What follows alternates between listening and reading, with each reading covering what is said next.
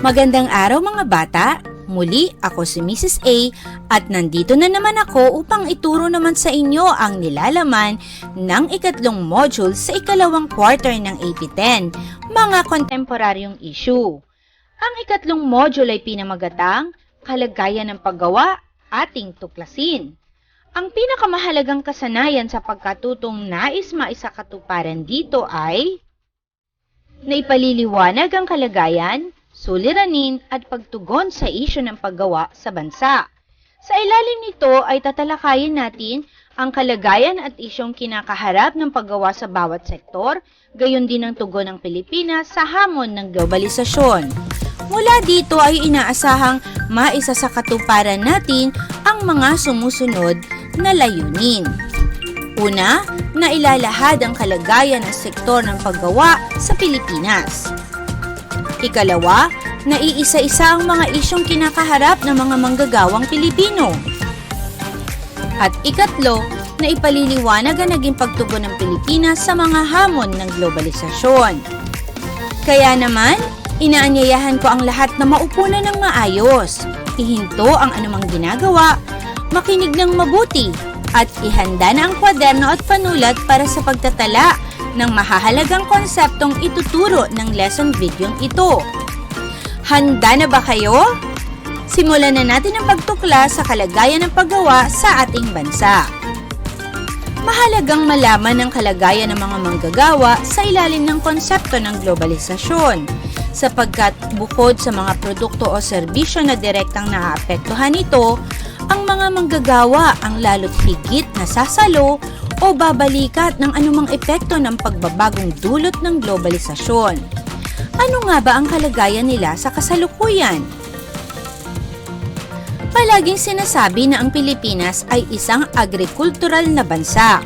Ngunit sa pagdaan ng panahon at dulot marahil ng globalisasyon, nabago na ang paglalarawan na ito. Batay sa ulat ng Philippine Statistics Authority noong April 2020, ang sektor ng serbisyo ay nagtala ng 57.1% noong 2019. Tumaas pa ito sa 58.9% noong 2020. Ang sektor ng agrikultura naman ay nagtala ng 25.9% noong 2019 at bumaba pa sa 21.7% noong 2020. Ang sektor ng industriya naman ay nagtala ng 17% noong 2019 at naging 19.4% noong 2020. Ang kalagayan at isyong kinakaharap ng paggawa sa sektor ng agrikultura. Patuloy na humaharap ang sektor ng agrikultura sa matinding epekto ng globalisasyon sa kabila ng mas nakararaming Pilipino ang may alam ng ganitong gawain. Ito ay dahil sa mga sumusunod. Natatalo ng pagdagsa ng produktong imported ang mga produktong lokal. Mas tinatangkilik ang mga produktong ito sapagkat bukod sa dagsa ito sa pamilihan, higit na mas mababa ang presyo nito. Ang sitwasyong ito ay dulot ng Rice Tarification Law. Ito ay batas na nagtatanggal ng limitasyon sa pag-aangkat ng bigas sa bansa na nagbunga ng pagbaha ng imported na bigas sa Pilipinas. Idagdag pa ang problemang salat sa makabagong kagamitan sa pagsasaka at maayos na irigasyon ang ating mga magsasaka. Gayon din ang patuloy na problema sa patubig at makinarya at ang nagaganap na konversyon ng mga lupang taniman na ginagawang subdivision, malls, pabrika at imbakan ng mga lumang makinarya. Lumiliit na din ang bilang ng kabataang nag-aaral na may kinalaman sa pagpapayabong ng agrikultura sa Pilipinas. At tinitignan na isang dahilan din ang pagpasok o pagsali ng Pilipinas sa mga pandaigdigang institusyong pinansyal at mga pang-ekonomikong pandaigdigang kasunduan tulad ng General Agreement on Tariff and Trade, World Trade Organization at International Monetary Fund at World Bank.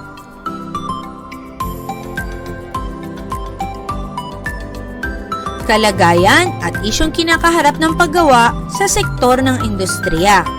Kung ang sektor ng agrikultura ay nalulunod sa pagdagsa ng mga produktong dayuhan, ang sektor ng industriya naman ay patuloy na nahihirapan dahil sa mga transnasyonal na kumpanya. Karaniwang pagmamay-ari ng mga dayuhan ng mga TNCs na nandito sa Pilipinas dahil sa cheap labor. Bunsod ito ng mga kasunduang pang-ekonomiko na pinasok ng ating bansa mula sa iba't ibang administrasyon. Pinahina ang sektor ng industriya ng import liberalization, tax incentives ng mga TNCs, deregularisasyon sa mga polisiya ng Estado, at pagsasapribado ng pampublikong serbisyo. Kontrolado ng mga TNCs ang madaming industriya tulad ng konstruksyon, telekomunikasyon, mining, energy at beverages. Ito ay mga pampublikong serbisyo na kung saan dahil pribado ay nagpapahirap sa mga Pilipino. Ilan sa mga paghihirap na idinudulot nito ay ang mahabang oras ng pagpasok sa trabaho ngunit mababang pasahod. Hindi pantay na oportunidad sa pagpili ng mga empleyado. Kawalan ng sapat na seguridad para sa mga manggagawa at kontraktualisasyon. Kalagayan at isyong kinakaharap ng paggawa sa sektor ng serbisyo. Madaming hanap buhay ang napapaloob sa sektor ng serbisyo. Ilan sa mga ito ay ang pananalapi, komersyo, insurance, kalakalang pakyawan at pagtitingi, transportasyon, komunikasyon, libangan, business process outsourcing o BPO, gayon din ang edukasyon. Mahalaga ang sektor na ito sapagkat ito ang sumusiguro na makararating sa consumer ang produkto o serbisyo. Sa kabila nito, dumadanas pa din ito ng labis na suliranin sapagkat tulad ng sektor ng industriya, marami sa mga ito ay pagmamay-ari ng mga dayuhang namumuhunan. Naibang pananaw, pagpapahalaga at set-up ng maraming bansa, lalo't higit ang mga workplace. Habang nagiging maliit at mas personal ang relasyon ng mga bansa sa pandaigdigang merkado, mas nagpaigting ang mga pandaigdigang samahan na nangangalaga at nagbibigay proteksyon sa interes at kapakanan ng mga bansang magkakasapi. Isa na dito ang World Trade Organization. Nagpatupad ito ng global standard upang makasunod ang mga bansa o mapagsikapan ng mga interesadong bansa na palaging nakaayon sa mga pandaigdigang pamantayan na ito ang mga kakayahan at kalidad di lamang ng mga produkto o serbisyo, bagkus ay maging ang mga skill na dapat at siyang inaasahan sa hanay ng paggawa. Ilan sa mga naitalang dulot nito ay ang mga sumusunod. Una, demand ng bansa para sa iba't ibang kakayahan o kasanayan sa paggawa na globalist standard. Pangalawa, mabibigyan ng pagkakataon ang mga lokal na produkto na makilala sa pandaigdigang pamilihan. Pangatlo, binago ng globalisasyon ang workplace at ang mga salik ng produksyon tulad ng pagpasok ng iba't ibang gadget, computer o IT programs, complex machines at iba pang makabagong kagamitan sa paggawa. Pang-apat, dahil sa mura at mababa ang labor o pasahod sa mga manggagawa, kaya't madali lang sa mga namumuhunan na magpresyo ng mura o mababa laban sa mga dayuhang produkto o mahal na serbisyo at pareho ang kalidad sa mga produktong lokal. Ang mga nabanggit ay patuloy na nagpaigting ng mga suliranin sa paggawa na kinakaharap ng mga manggagawang Pilipino. Ito ay nagbunga ng mga usapin, issue at suliranin lalo na sa sektor ng paggawa.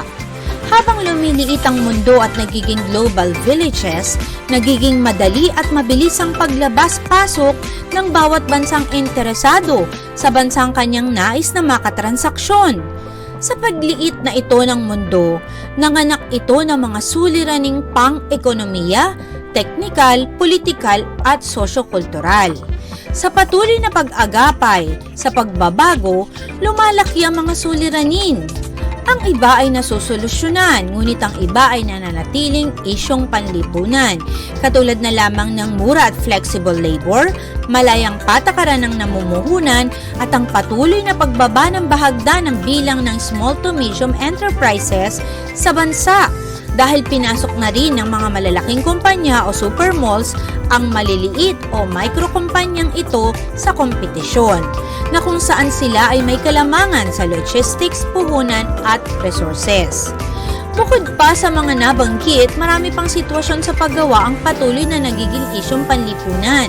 Sa ilalim ng bawat sektor, mayroong pang ibang kalagayan ng paggawa ang laganap. Tulad ng unemployment. Ito ay isang kalagayan na ang kasapi ng lakas paggawa ay walang trabaho. Underemployment. Tumutukoy sa kasapi ng lakas paggawa na ang kasalukuyang trabaho ay hindi akma sa kanyang kakayahan o natapos. Kadalasang ito ay sinasabing bunsod ng job mismatch. Ito ay tumutukoy sa sitwasyon kung saan ang kasanayan at kakayahan ng mga college graduate ay hindi tumutugon sa pangangailangan o entry requirement demand skills ng mga pribadong kumpanya sa bansa. Eskemang subcontracting. Ito ay ang sitwasyon o kaayusan sa paggawa kung saan ang kumpanya ay kumukontrata ng ibang ahensya o individual na subcontractor upang gawin ang isang trabaho o serbisyo sa isang takdang panahon.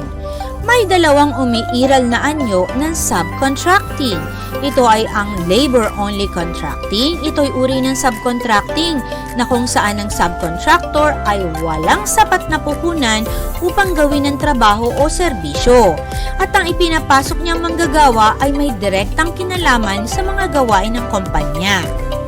Ang job contracting naman ay sitwasyon kung saan ang subcontractor ay mayroong sapat na puhunan para maisagawa ang trabaho, subalit ang mga gawain ng mga manggagawang ipinapasok nito ay walang direktang kinalaman sa mga gawain ng kumpanya.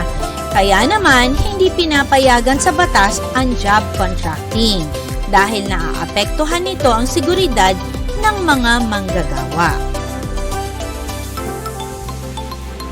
Ang tugon ng Pilipinas sa hamon ng globalisasyon. Ang pamahalaan ng Pilipinas ay gumawa ng dalawang hakbang bilang tugon sa mga hamon ng globalisasyon. Una, ang Department of Education ay nagpatupad ng bagong kurikulum. At ang ikalawa, ang apat na haligi para sa isang disente at marangal na paggawa. Ang DepEd ay nagpatupad ng bagong kurikulum bunsod ng tumataas na demand para sa global standard na paggawa na naaangkop sa mga kasanayan para sa ika-21 siglo o 21st century skills. Ito ay ang media and technology skills, learning and innovation skills, communication skills, at ang life and career skills. Upang makatugon sa mga kasanayang ito, isinasakatuparan sa panibagong kurikulum ang pagdaragdag ng 2 taon sa basic education ng mga mag-aaral. Ito ang tinatawag na senior high school. Sasanayin ng mga mag-aaral sa mga kasanayang pang ika-21 siglo upang maging globally competitive na nakabatay sa balangkas ng Philippine Qualifications Framework. Ito ay ang basic education, technological vocational education, at higher education, batay sa DepEd noong 2012. Samantala, ang Department of Labor and Employment naman ang pangunahing ahensya ng Pilipinas na naglalayong maglaan ng trabaho, linangin ang likas pantao, at pangalagaan at itaguyod ang mga karapatan ng mga manggagawa. Ayon sa ulat nito, upang matiyak ang kaunlarang pang-ekonomiya ng bansa, kailangang iangat ang antas ng kalagayan ng manggagawang Pilipino sa isang disenteng paggawa na naglalayong magkaroon ng pantay na oportunidad ang bawat isa, anuman ang kasarian, para sa isang disente at marangal na paggawa. Ang 4 na haligi para sa isang disente at marangal na paggawa. Una ay ang social dialogue pillar. Naglalayon itong palakasin ang laging bukas na pagpupulong sa pagitan ng pamahalaan, mga manggagawa, at kumpanya sa pamamagitan ng paglikha ng mga collective bargaining unit.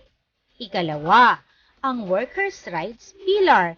Ito ay naglalayong palakasin at siguruhin ang paglikha ng mga batas para sa paggawa at matapat na pagpapatupad ng mga karapatan ng mga manggagawa. Ikatlo, ang employment pillar. Naglalayon itong tiyakin ang paglikha ng mga sustainableng trabaho, malaya at pantay na oportunidad sa paggawa, at maayos na workplace para sa mga manggagawa. Ikaapat, ang social protection pillar. Naglalayon itong hikayati ng mga kumpanya, pamahalaan at mga sangkot sa paggawa na lumikha ng mga mekanismo para sa proteksyon ng manggagawa, katanggap-tanggap na pasahod at oportunidad. Ito ang kalagayan ng paggawa sa ating bansa. Muli, ako si Mrs. A na nag-iiwan sa inyo ng isang magandang araw. Hanggang sa muli nating pagkikita, paalam!